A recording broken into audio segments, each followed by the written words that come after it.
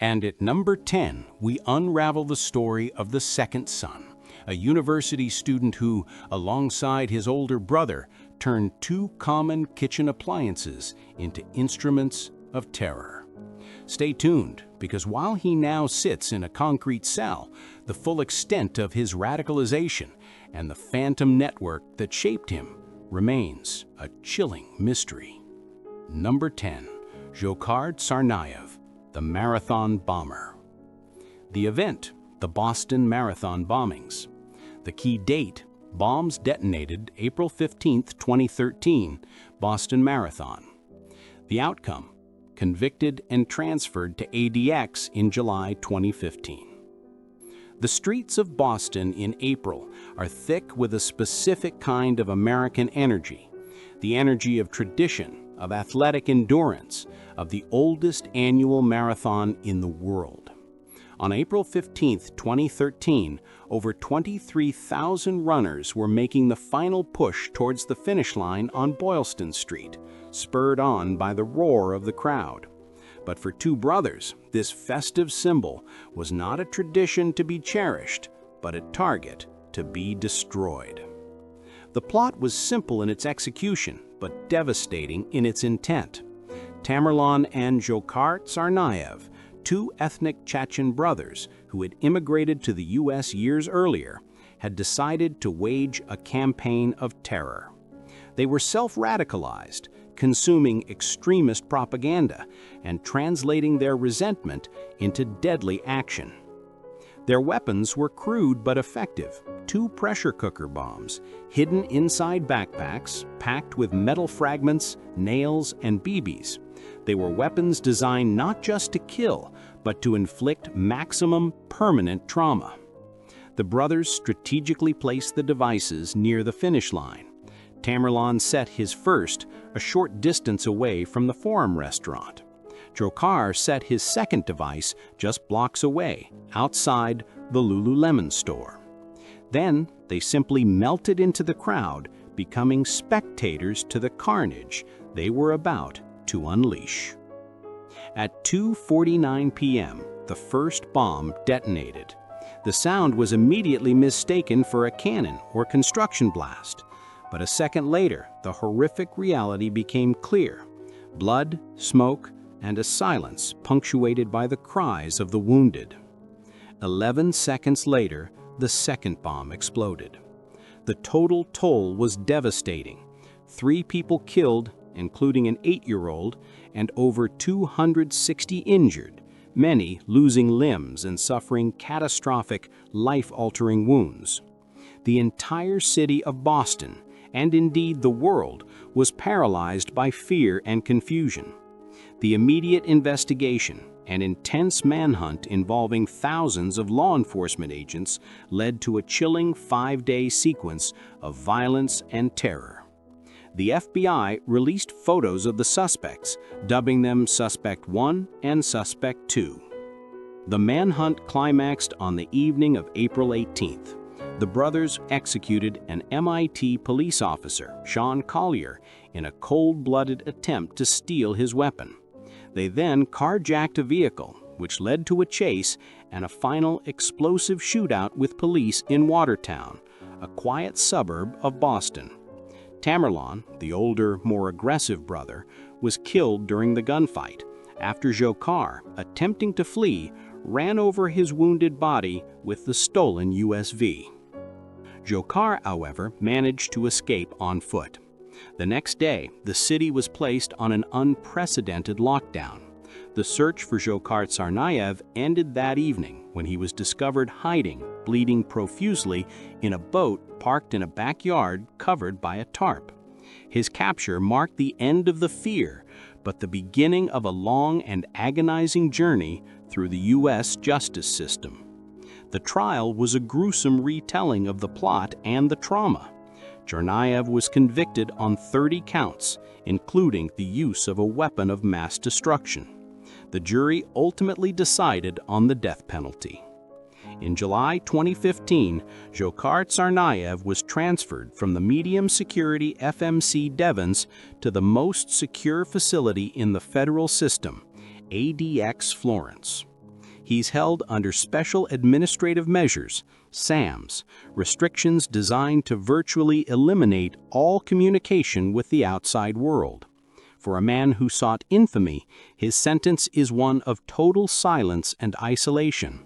He is an inmate, a number, sealed away in a concrete coffin to live out a life sentence that is currently on appeal, but whose daily reality is the starkest form of American justice.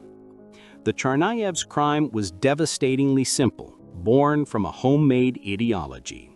But how does a state lock up an enemy who brings his weapons onto a transatlantic flight trying to bring down a whole plane?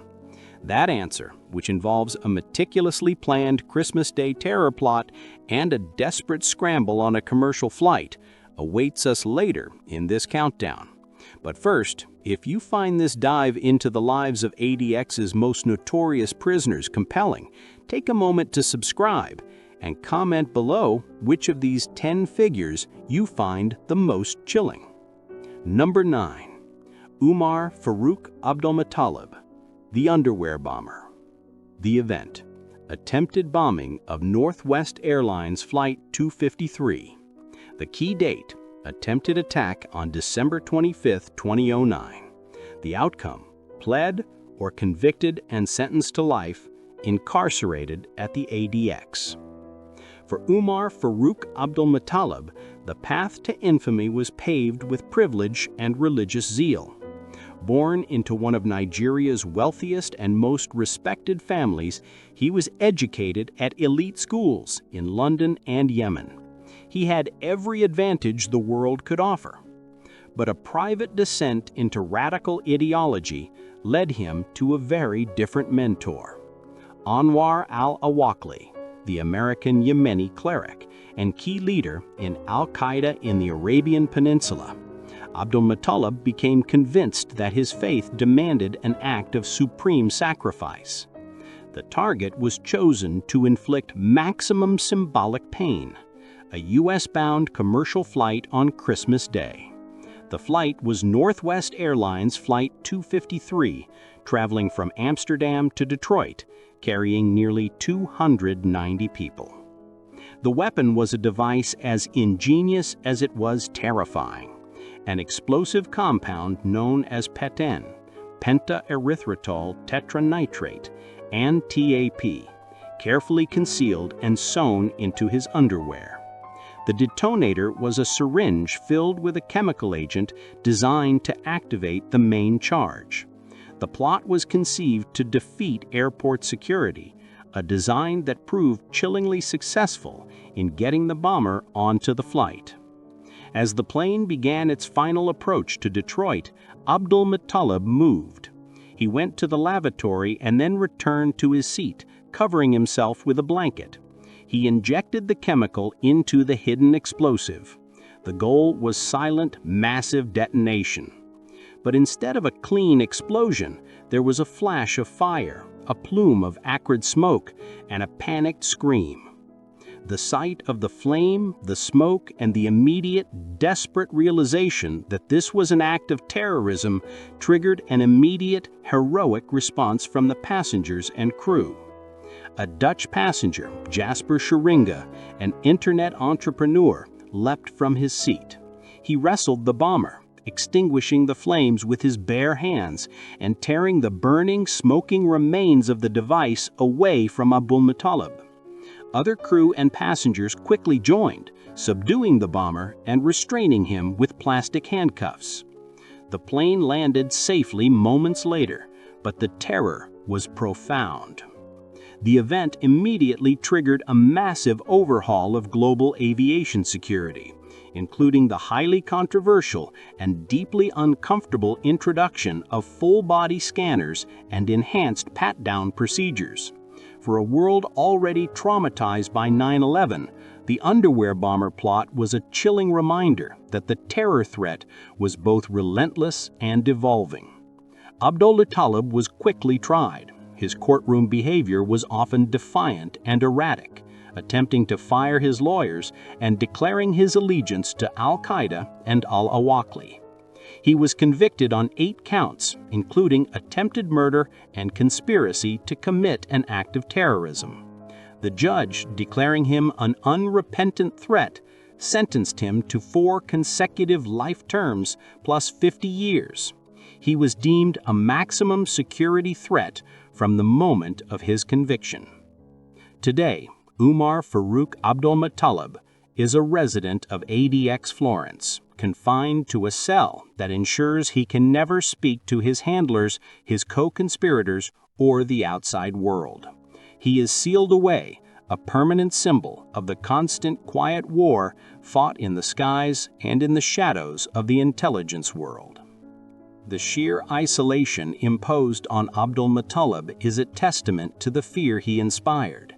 But the isolation of the Supermax is not a new concept.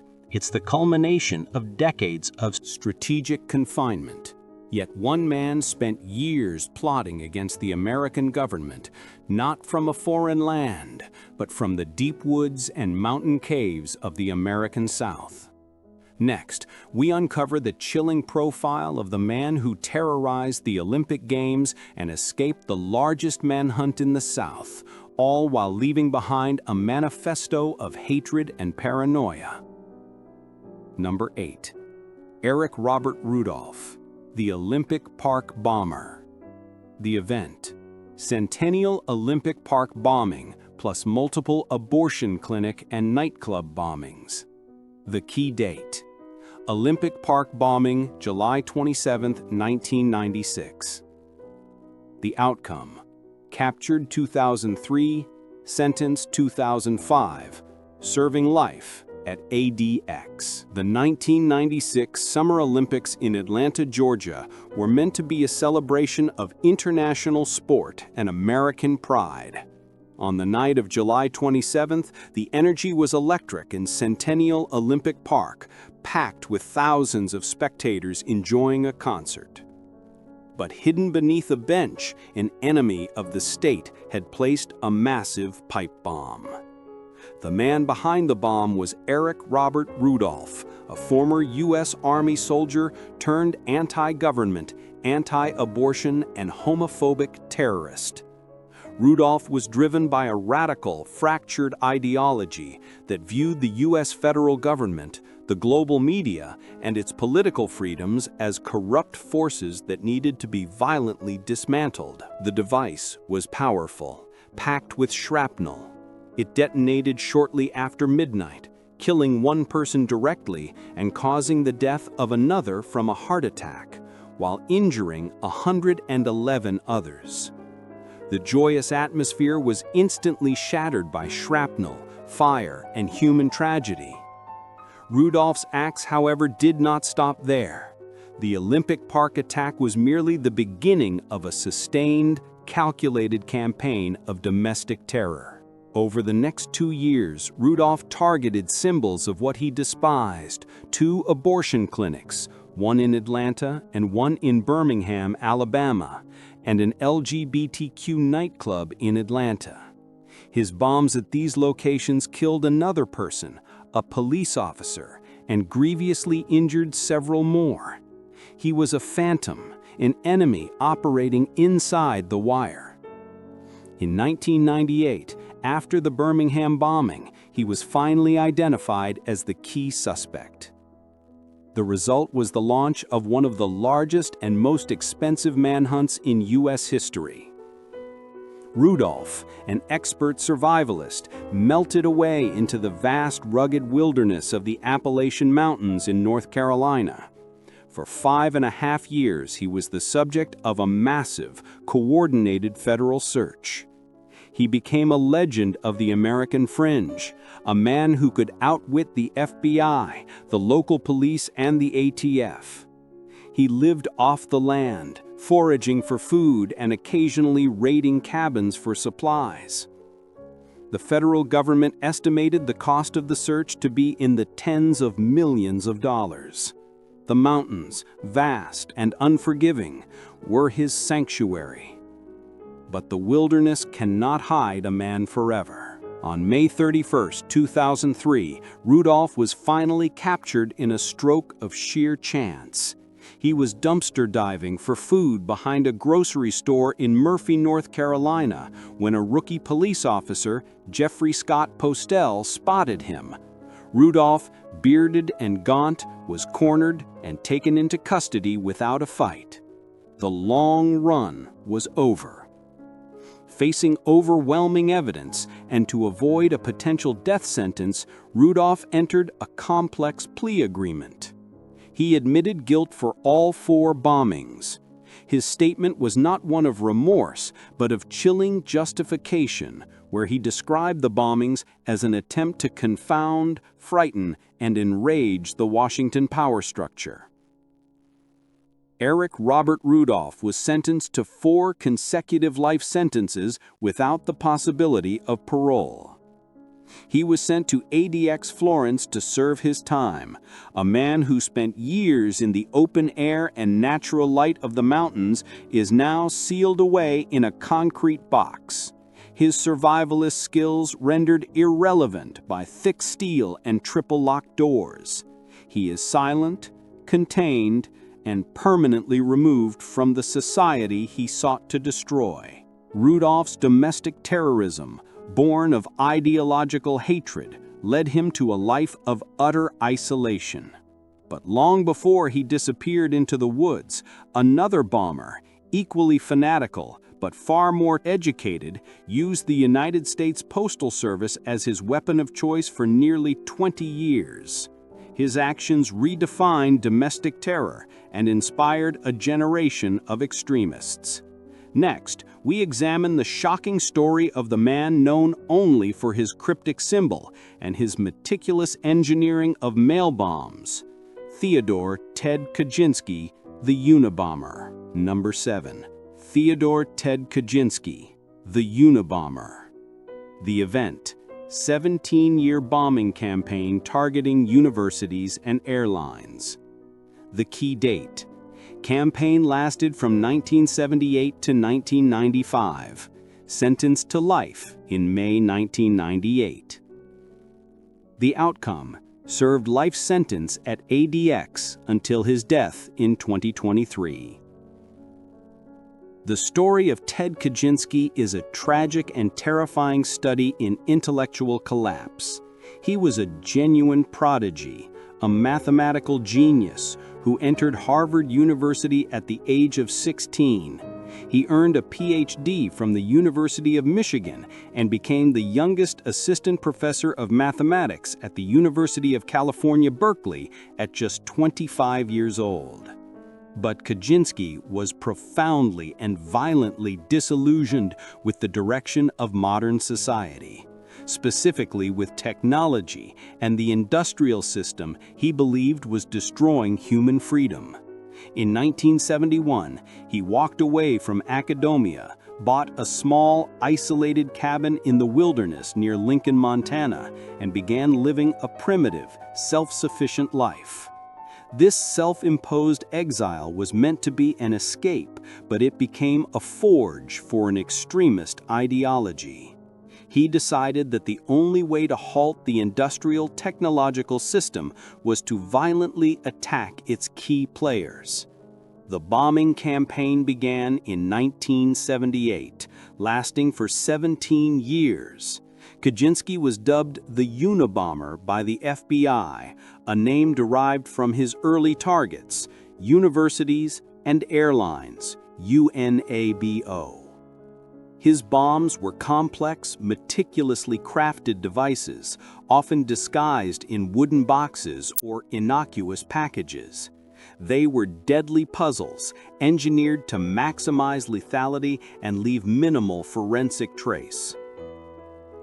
The list of his targets was chilling: university professors, computer store owners, and airline executives. He claimed 16 bombs, injuring 23 people and killing 3. A computer store owner in Sacramento, a public relations executive in New Jersey, and a timber industry lobbyist in Sacramento. For nearly 2 decades, Kaczynski was the subject of one of the longest and most expensive investigations in the history of the FBI. The identity of the bomber was a complete mystery. The only clues were the distinct style of the bombs and the dense anti-technology manifestos he would occasionally send to newspapers.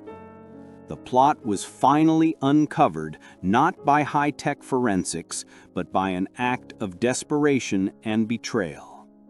In 1995, Kaczynski sent a 35,000-word manifesto titled Industrial Society and Its Future to the New York Times and the Washington Post, demanding it be published or he would continue his attacks. The FBI and the Attorney General agreed to the publication, hoping it would lead to a break in the case. The plan worked. David Kaczynski, Ted's younger brother, read the published manifesto. He recognized the distinct philosophical arguments, the unique turns of phrase, and even the specific words and expressions used in his brother's old letters. David, after months of agonizing inner debate, made the agonizing decision to contact the FBI. In April 1996, federal agents swarmed the tiny isolated cabin in Montana. Inside, they found a trove of evidence: the coded journals, bomb-making materials, and a live bomb ready for shipment. The capture was a stunning victory, but the subsequent trial was a chaotic legal battle over Kaczynski's mental competence. To avoid the spectacle of a public trial and the potential of the death penalty, Kaczynski pleaded guilty to all charges. He was sentenced to 8 consecutive life terms without the possibility of parole. The former mathematical genius who sought to live free in the wilderness and dismantle technology was sealed away in a world designed by technology, the ADX Florence Supermax. Confined to a solitary cell, a mere 7 by 11 feet, his only human contact was through the heavy steel door. Kaczynski spent the final years of his life in the isolation he craved, yet stripped of the nature he worshipped. He passed away in custody in 2023, but the chilling lessons of his intellectual extremism remain locked in the facility's archives. Kaczynski's isolation was absolute, a fitting end for a man who renounced society. But what happens when the prisoner is not a lone wolf, but the former head of the most powerful and secretive intelligence agency in the world? A man who gave up the deepest secrets of the FBI to the Kremlin. That betrayal, a plot of high treason and double agency, awaits us as we continue our countdown. But first, like this video to help us bring these gripping tales of ultimate confinement to more history lovers. Number 6. Robert Hanssen, the most damaging spy in FBI history. The event? Espionage for the Soviet Union and Russia. The key date? Espionage active 1979 to 2001. Sentenced to life in May 2002. The outcome? Served life sentence at ADX until his death in 2023. The FBI is built on a foundation of absolute trust, its mission to safeguard the nation's deepest secrets. But for over 2 decades, one man worked inside that very fortress, methodically dismantling its defenses and selling its most vital intelligence to its greatest enemy. That man was Robert Philip Hanssen, a highly decorated FBI special agent sworn to uphold the law, who became the most damaging double agent in the Bureau's history. Hanssen's betrayal began in 1979, just 3 years after he joined the FBI. He approached the Soviet Main Intelligence Directorate, the GRU, using the alias Ramon Garcia, and offered his services. His motive was not ideological. It was cold, hard cash. He sought $1.4 million in money, bank funds, and diamonds over his career. His espionage was conducted in 2 main phases, separated by a brief period of silence during the collapse of the Soviet Union. His positions within the Bureau, in Soviet counterintelligence, intelligence analysis, and eventually as a liaison with the Department of State, gave him authorized access to information of unimaginable value. The secrets he sold were catastrophic. He compromised the names of multiple KGB agents who were secretly working for the US. Some of these men were subsequently arrested, tried, and executed for treason by the Soviet state. He revealed US strategies in the event of nuclear war, detailed military weapons technologies, and exposed the entire architecture of US counterintelligence operations. Most famously, he revealed a multi-million-dollar, highly classified eavesdropping tunnel built by the FBI beneath the Soviet embassy in Washington, D.C., rendering years of intelligence work completely useless. The hunt for the mole was frantic. Ironically, Hanssen was even tasked at one point to study all known penetrations of the FBI to find the man who had betrayed these assets. In essence, he was looking for himself. He used sophisticated methods, encrypted communications, and clandestine dead drops, prearranged anonymous locations where he would leave classified materials in packages and retrieve the cash in return. The elaborate plot finally began to unravel in late 2000. U.S. intelligence obtained a highly sensitive, compromising package of information from a Russian source, a package containing the files of the most valuable spy operating inside the U.S. government. The FBI, using cutting-edge computer forensic analysis and intense covert surveillance, narrowed the focus to one man, Robert Hanssen. To ensure his final capture, the FBI created a fake, highly controlled environment. Hanssen was assigned a new post at FBI headquarters where he could be closely monitored. On February 18, 2001, the trap was sprung. Hanssen was arrested at Foxton Park, near his suburban home in Virginia, immediately after placing a garbage bag containing secret documents at a dead drop site for his Russian handlers. The betrayal was complete. He pled guilty to 15 counts of espionage in exchange for avoiding the death penalty. On May 10, 2002, he was sentenced to 15 consecutive life sentences without the possibility of parole. The judge called his actions a devastating betrayal of trust. Robert Hanssen was immediately transferred to ADX Florence. For a man who lived a life of duplicity and deception, his final sentence was one of forced, brutal honesty, locked in a solitary cell where the only secrets he kept were his own. He was completely cut off, placed under the highest level of special administrative measures, ensuring his access to any form of communication or technology was permanently severed.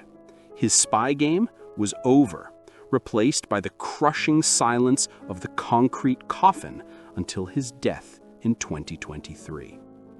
Hanssen was treason personified, but his betrayal was to a government, a crime of a different scale. One of raw global chaos was plotted by a man who sought not money, but sheer terror. Next, we examine the shocking story of a British convert who trained in Al-Qaeda camps and brought a new level of terror to commercial air travel, becoming a permanent resident of ADX after failing to blow up a plane with a weapon hidden in his footwear. Stay with us, because the chilling details of the shoe bomber's attempt are more shocking than you remember. Number 5. Richard Reid, the shoe bomber. The event? Attempted bombing of American Airlines Flight 63. The key date? Attempted attack on December 22, 2001. The outcome? Pleaded guilty, sentenced to life, incarcerated at ADX. Just months after the attacks of September 11th, the world was on edge. Yet the methods of global terror were still evolving. On December 22, 2001, the next phase of the air war was set into motion by a British citizen with a history of petty crime and a new identity forged in the fires of radical ideology. Richard's background was a stark contrast to his radical destiny. Born in London, he was a petty criminal in his youth, spending years in and out of jail for offenses like mugging. It was while serving a sentence at Maidstone Prison that he converted to Islam, adopting the name Abdul Rahim. His conversion quickly spiraled into radicalization. By 1999, Reid had disappeared from London, resurfacing in Pakistan and Afghanistan, where he trained in Al-Qaeda camps.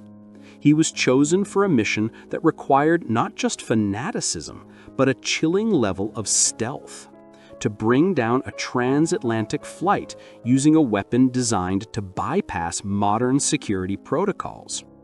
The target was American Airlines Flight 63, traveling from Paris to Miami carrying 197 passengers and crew. The weapon was a devastatingly simple concept: plastic explosives, PETN, packed into the soles of his high-top basketball shoes, with a detonator and fuse designed to be ignited by a simple match. He had purchased the shoes and the ticket with cash, a minor flag that was initially missed. About 90 minutes after takeoff, as the flight crossed the Atlantic, Reid began his attempt. He moved to the quiet confines of his seat, pulled out a match, and tried to ignite the fuse protruding from his shoe. The distinctive smell of sulfur alerted a flight attendant, Nirja Sharma. She approached him and demanded he stop. He claimed he was just trying to light a cigarette. When she returned moments later, Reid was lighting another match. This time, he was aggressive. The situation instantly exploded into a life-and-death struggle in the close confines of the cabin. Reid bit one flight attendant, attempting to overwhelm the crew and finish his task. But the passengers, fresh in the memory of 9/11, reacted with immediate savage force. Passengers and crew swarmed the bomber, tackling him and wrestling him to the floor. They subdued him, tying him up with seatbelt extensions and belts, and doused the smoldering shoe with bottles of water, successfully preventing the PETN from fully detonating. The plane was diverted to Boston, where investigators confirmed the horror. The explosives in the shoes were powerful enough to blow a hole in the fuselage, causing the plane to crash and killing everyone on board. The sheer audacity of the attack made Reid an instant symbol of the new terror threat. He was indicted on 8 federal charges. At his sentencing, he was defiant, declaring his allegiance to Al-Qaeda. The judge, William Young, in a moment of dramatic judicial theater, told Reid, "You are an enemy of the United States. You are not a soldier. You are a terrorist." Richard Reid was sentenced to 3 consecutive life terms plus 110 years without the possibility of parole. He was deemed too high risk for any facility save one: ADX Florence. The British petty criminal turned global terrorist is now locked in solitary confinement, sealed away from the world he tried to burn, ensuring his explosive ideology can never spread beyond the 7.5-foot cell he now occupies. Reid and Hanssen represent 2 sides of the same threat, one foreign, one domestic. Both are confined to ADX by a system designed to contain absolute risk. Yet no single act of terror on U.S. soil caused more immediate domestic trauma than the event orchestrated by this next man, an accomplice who, unlike his executed co-conspirator, must live with the silence of the Supermax for 161 life sentences. But first, like this video and comment below if you think isolation is a sufficient punishment for treason or terror. Number 4. Terry Nichols, the Oklahoma City Conspirator. The event: Oklahoma City bombing of the Alfred P. Murrah Federal Building. The key date: bombing on April 19, 1995. Sentenced to life after state conviction in 2004. The outcome: serving 161 consecutive life sentences at ADX. The bombing of the Alfred P. Murrah Federal Building in Oklahoma City on April 19, 1995, remains the deadliest act of domestic terrorism in U.S. history. At the center of that plot were two former U.S. Army soldiers turned anti-government militants, Timothy McVeigh and his principal accomplice, Terry Nichols. While McVeigh was the face of the attack, Nichols was the invisible engine, the logistics man, who gathered the components, secured the funding, and played a critical role in the plot's success. Nichols, like McVeigh, was a product of the anti-government, sovereign citizen movement of the 1990s. He was a shy, uninspired former farmer and soldier who had developed an intense, paranoid hatred for federal authority, fueled by the government's actions at Waco and Ruby Ridge. The plot was a masterpiece of crude but effective planning. It hinged on two ingredients: the stolen materials and the massive bomb itself. Nichols played the crucial role in both. He helped steal hundreds of pounds of commercial explosives, including water gel explosives and blasting caps, from a quarry in Kansas. He also purchased, using the alias Mike Havens, 40 bags of ammonium nitrate fertilizer, the primary component of the 4,000-pound bomb. His actions spanned months, involving the rental of storage units to stockpile the materials and participating in the armed robbery of a gun dealer friend to fund the final stages of the conspiracy. On April 19, 1995, McVeigh drove the Ryder rental truck, packed with the massive device, to the Murrah Federal Building. At 9:02 a.m., the bomb detonated. It ripped the 9-story building apart, killing 16 people, including 19 children in the building's daycare center, and injuring over 500. Crucially, on the day of the bombing, Nichols was hundreds of miles away in Kansas, having completed his part of the deadly arrangement. This geographic separation became the defining feature of his legal fate. McVeigh was swiftly captured and eventually executed in 2001. Nichols, however, faced a complex legal journey. In the federal trial in 1997, Nichols was convicted of conspiracy and 8 counts of involuntary manslaughter. The jury deadlocked on the death penalty, resulting in a life imprisonment without parole. But the state of Oklahoma pursued its own charges. In 2004, Nichols was tried in state court, resulting in a conviction on 161 counts of first-degree murder, including 1 count of fetal homicide. Once again, the jury deadlocked on execution. The judge had no choice but to hand down the harshest possible sentence: 161 consecutive life sentences without the possibility of parole. This staggering judicial punishment was a symbolic recognition of every single life lost. Terry Nichols, the quiet, paranoid farmer who sought to wage war on the government, now resides in the most secure facility the government possesses, ADX Florence. He is alive, sealed away, spending decades contemplating the silence that replaced the deafening explosion he helped orchestrate, his life an endless sequence of days in the concrete coffin. Nichols and McVeigh were driven by a fractured American anti-government ideology. But decades earlier, the most dangerous threat to the U.S. came from a different kind of monster. An educated, fanatical planner who saw the very symbol of American commerce as his first target, not the last. This man, a disciple of the most wanted terrorist in history, brought the seeds of global jihad to the American East Coast, masterminding the first World Trade Center bombing. Next, we journey back to 1993 to uncover the brilliant, terrifying, and globe-spanning plot of Ramzi Ahmed Yousef. Number 3. Ramzi Ahmed Yousef, the 1993 World Trade Center bombing and the Buyinka plot. The key date, WTC bombing, February 26, 1993. Convicted 1997 to 1998. The outcome, serving life plus 240 years at ADX. In the history of Al-Qaeda, there are planners and there are disciples. Ramzi Ahmed Yousef was arguably both, a highly educated, brilliant, and utterly ruthless engineer of mass murder.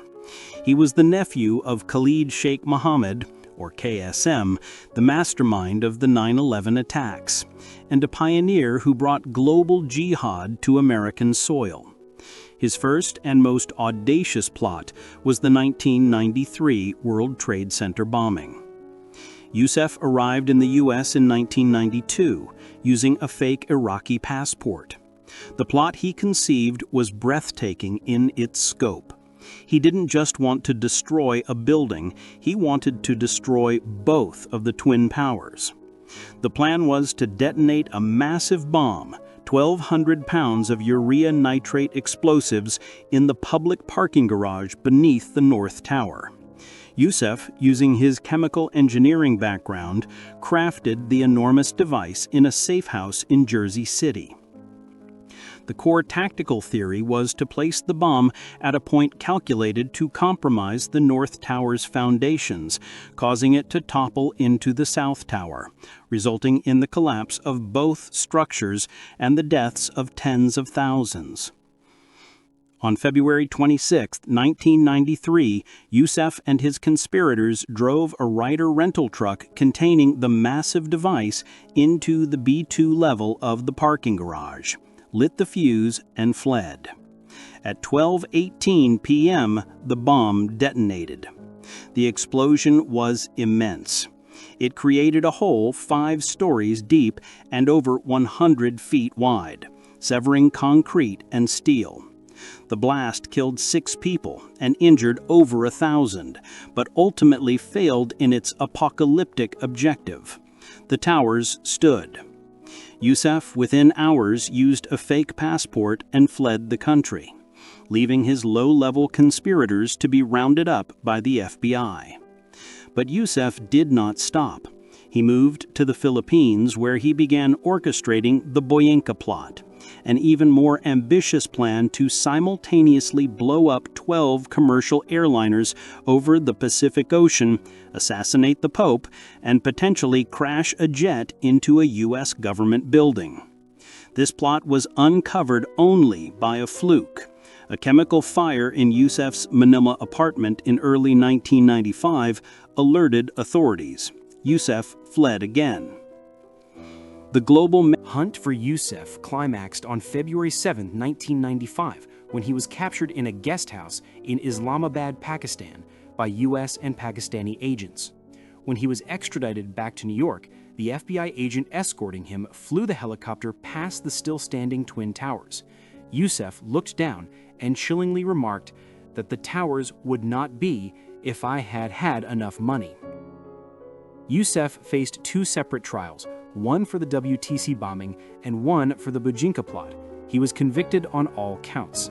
On January 8, 1998, Yousef was sentenced to life imprisonment plus 240 years, a purely symbolic number representing the combined life expectancies of the victims.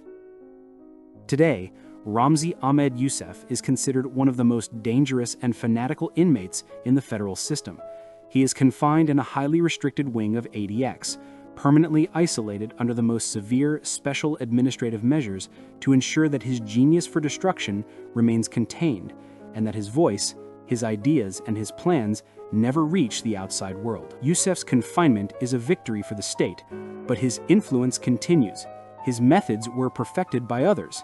Next, we turn to the second wave of terror, embodied by a man who trained alongside the 9/11 hijackers and was the only person ever convicted in a U.S. court for his conspiracy in that catastrophic plot.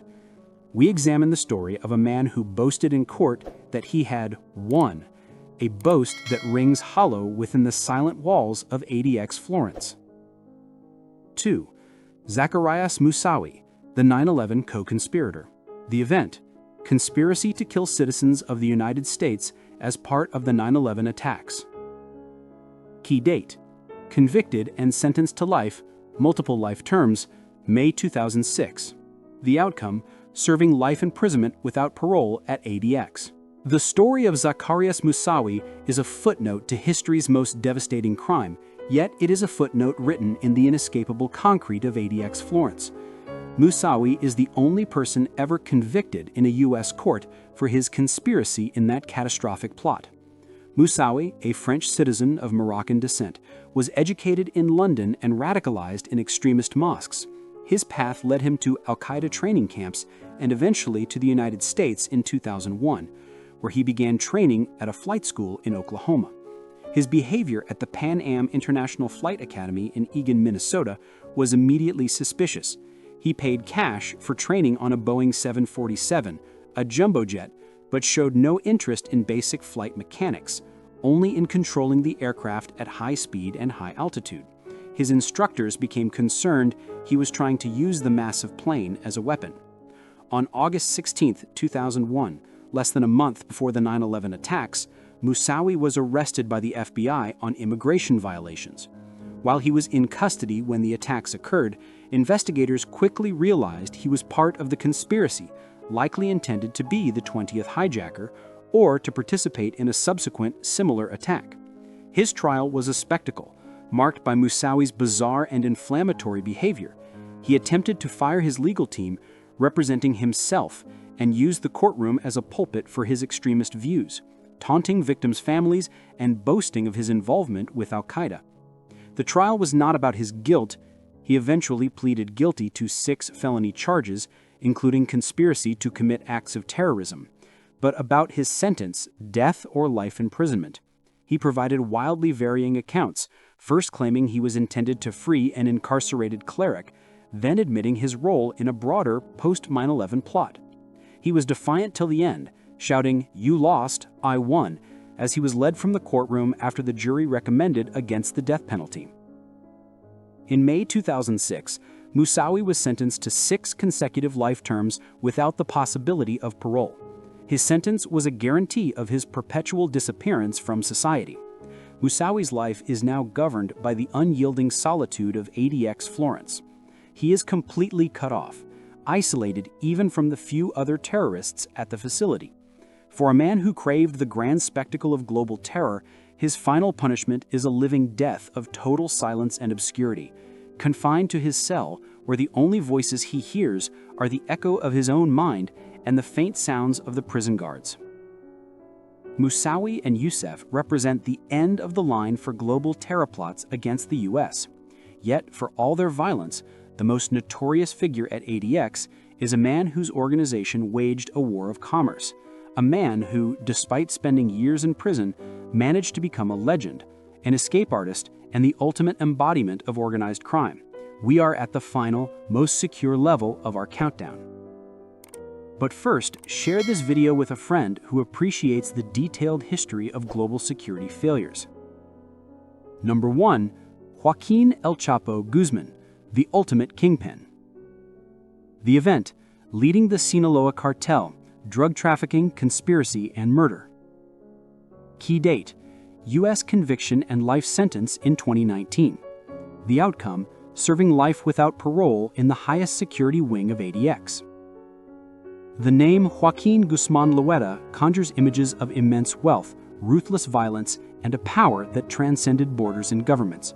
Known globally as El Chapo, he was the former leader of the Sinaloa cartel, an organization responsible for trafficking colossal amounts of cocaine, heroin, methamphetamine, and marijuana into the United States, cementing his reputation as one of the most powerful and feared drug lords in history.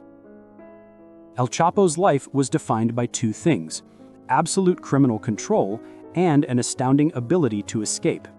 In Mexico, he was imprisoned twice in maximum security facilities, and twice he escaped in spectacular fashion, turning his incarcerations into moments of global humiliation for the Mexican government. The first escape in 2001 involved hiding in a laundry cart. The second, in 2015, was a feat of engineering, a 1.5-mile tunnel complete with ventilation and rail tracks dug directly beneath his shower stall in the Altiplano prison, allowing him to simply walk out of federal custody. His final capture came in 2016, and the U.S. government, determined to end his reign of terror and prevent another humiliating escape, immediately began the process of extradition. His trial in New York in 2018-2019 was a sensational event, detailing a life of staggering corruption, brutality, and murder involving billions of dollars, private zoos, and international assassination plots. Witnesses, including former associates, testified to his hands-on role in torture and execution. In February 2019, El Chapo was convicted on all 10 counts, including drug trafficking, conspiracy to commit murder, and money laundering. He was ordered to forfeit assets worth over $12.6 billion. The sentencing in July 2019 resulted in the inevitable life imprisonment plus 30 years, without the possibility of parole. But the real focus was not the sentence, it was the final destination. The U.S. authorities understood that the only way to hold a man who had escaped twice from maximum security was to put him in a facility that redefined maximum security. Joaquin El Chapo Guzman was transferred to ADX Florence, specifically to a highly restricted wing known as Range 13 or the Suites, a unit designed for inmates requiring the most extreme levels of control. His cell is 7 by 12, made entirely of poured reinforced concrete. His desk, bed, and stool are poured concrete. He cannot see any other prisoners, and his only window offers a narrow view of the sky and the roof, preventing him from ever determining his location. His communications are governed by the strictest special administrative measures intended to ensure he can never again run his cartel behind bars. For the kingpin who commanded an empire, his existence is now reduced to the routine of his cell. He has no authority, no sunlight, and no freedom. He spends nearly 23 hours a day alone, locked in a silence that is absolute. El Chapo is the ultimate prize in the concrete coffin, a man whose capture closed a chapter on global organized crime, and whose confinement at ADX Florence is the government's unwavering promise. This time, you are never leaving. The stories of these 10 men, spies, bombers, militants, and kingpins, are not just criminal histories. They are a chronicle of the relentless war waged by a handful of individuals against the stability of the state. They sought power, vengeance, or ideological purity, but they found only the silence of the Supermax. Their crimes spanned continents and decades, but their final resting place is a single isolated mountain facility in Colorado, a place built by the state to prove one immutable truth: the concrete coffin holds all secrets, and some men are simply too dangerous to ever speak again. Thank you for watching. If you found this deep dive into the psychology of confinement compelling, subscribe for more documentaries on history's most compelling and dangerous figures, and comment below which of these 10 lives surprised you the most. We'll see you in the next chapter of Untold History.